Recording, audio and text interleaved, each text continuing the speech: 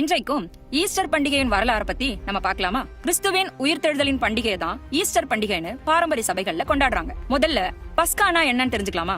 இந்த பண்டிகை எகிப்துல உண்டான கடைசி வாதைய நினைவு கூறுது. முதற் பேரானவற்றை அழிக்க போவதா கர்த்தர் கூறிய போது இஸ்ரவேல் ஜனங்கள் ஆட்டுக்குட்டியின் ரத்தத்தை அவர்களின் நிலைகளில் தெளித்த போது அது சிலுவைய போல தோற்றமளித்தது.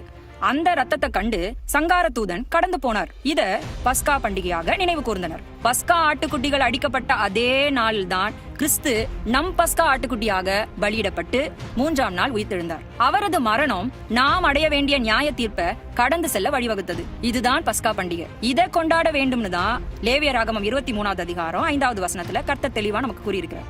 ஆனா பிசாசு அதை அப்படியே மாற்றி புனித வெள்ளின்ற பேர்ல அநேக கிறிஸ்தவர்கள் இன்னைக்கு துக்கம் கொண்டாடி கொண்டிருக்காங்க. அப்போ ஈஸ்டர் பண்டிகைனா என்ன?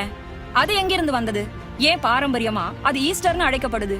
ஈஸ்டர்ங்கிற சொல் ஈஸ்ட்ரா அல்லது ஓஸ்ட்ராங்கிற வசந்த காலம் மற்றும் செழிப்பிற்குரிய புறமத தெய்வத்திலிருந்து வந்தது. அதன் பூமிக்குரிய அடையாளமா தான் முயல் கருதப்படுகிறது. அவளை வணங்குறதுக்காக ஐரோப்பாவில இளவேநீர் காலத்துல ஒரு பண்டிகை கொண்டாடப்பட்டது. இந்த வழிபாட்டு முறைகள் மிகவும் பேய்த்தனத்திற்குரியதாக இருந்தன. இப்போ இந்த பகுதிக்கு கிறிஸ்தவம் உள்ள வருது. கிறிஸ்தவர்களா மாறினவங்க இந்த முயல்கள், இந்த முட்டைகளின் கலாச்சார பாரம்பரியங்கள் இதெல்லாம் அப்படியே வச்சுக்கிட்டாங்க. அந்த ஈஸ்டரான்ற பேரையும் அப்படியே வைத்துக்கொண்டு, ஆனா அதோட கருத்து என்ன? செழிப்பின் தெய்வம். அந்த செழிப்புங்கிற மைய கருத்தை மட்டும் கிறிஸ்துவோட சிலுவை மரணத்திற்கும் உயிர்த்தெழுதலுக்கும் மாற்றிட்டாங்க. இதத்தான் இப்ப பாரம்பரிய சபைகள்ல ஈஸ்டர்ன்ற பேர்ல கொண்டாடி கொண்டிருக்காங்க. பொதுவா ரோமர்களை நீங்க எடுத்துக்கிட்டீங்கன்னா அவர்கள் எல்லாவற்றுக்கும் ஒரு தெய்வத்தை வைத்திருந்தாங்க. அவர்களுக்கு தனித்தனி கடவுள், அந்த கடவுளுக்குன்னு ஒரு சிலை, அதுக்குன்னு ஒரு பண்டிகை, இப்படி அவங்களுக்கு எல்லாமே இருக்கும். இப்படிப்பட்ட ஜனங்கள் கிறிஸ்தவர்களான போது எந்த உருவத்தையும் பார்க்காம அவர்களால தேவனை தொட முடியல.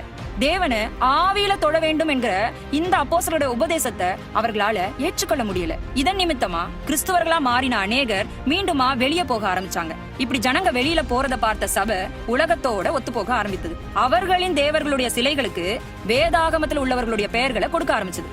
அவர்களின் பண்டிகைகளை அதை கொண்டாடும் முறைகளை வைத்துக்கொண்டு அதன் மைய கருவை மட்டும் கிறிஸ்துவ சம்பந்தப்பட்டதா மாற்றியது. எடுத்துக்காட்டா ஒரு தீபாவளி பண்டிகை எடுத்துக்கலாம். தீபாவளி பண்டிகை நரகாசுரனை அந்த தெய்வம் வதம் செய்ததற்காக கொண்டாடப்படுது.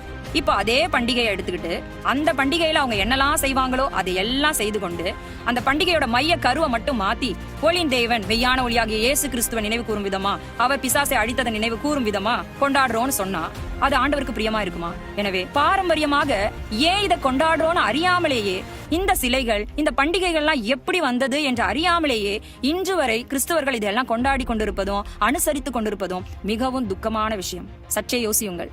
கர்த்தருடைய ஆவியானவர் உங்களுக்கு உதவி செய்வாராக.